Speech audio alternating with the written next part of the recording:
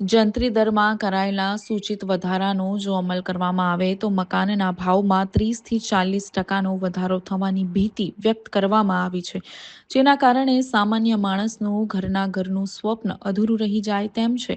જંત્રી દરમાં કરાયેલા સૂચિત વધારાના વિરોધમાં આજે ક્રેડાઈ બિલ્ડર એસોસિએશન દ્વારા અમદાવાદ, રાજકોટ, વડોદરા, સુરત સહિતના શહેરોમાં રેલી યોજી વિરોધ નોંધાવવામાં આવી રહ્યો છે.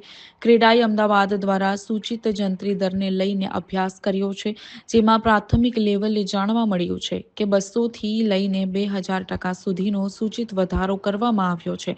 શહેરી વિસ્તારમાં ટકાવારી ઓછી હશે, પરંતુ ગામડા અને નાના શહેરોમાં ખૂબ વધારે ટકાવારી આ પહોંચશે. 12 વર્ષ સુધી સરકારે જંત્રી દર વધાર્યો નથી, પરંતુ રાતોરાત આ જંત્રી દર વધારી દેવામાં આવ્યો છે. શહેરના વિકાસ માટે જંત્રી દર વધારવો એ યોગ્ય છે, પરંતુ એક સાથે આટલો બધો વધારો અમલમાં મૂકવા જાય એ સ્વીકાર્ય નથી. જે રીતે સરકાર દ્વારા નવી જંત્રીના દરો ડિક્લેર કરવામાં આવે છે અને જંત્રી લાગુ કરવામાં આવનાર છે, તો એ જંત્રી સામે જે વાંધા સૂચનો હતા અને એ સરકાર દ્વારા એને અમારી રજૂઆત થતાં 1 મહિનો હજી લંબાવવામાં આવે છે. પરંતુ આ જંત્રી જે રીતની જંત્રીના દરો છે એ કોઈપણ નોન સાયન્ટિફિક અને નોન રિયાલિસ્ટિક વેમાં નક્કી કરવામાં આવે છે. કોઈપણ પેરામીટર ધ્યાનમાં રાખ્યા સિવાય જો હુકુમીથી એસી કેબિનમાં બેસીને જંત્રી તૈયાર થઈ હોય એ પ્રકારનું લાગી રહ્યું છે.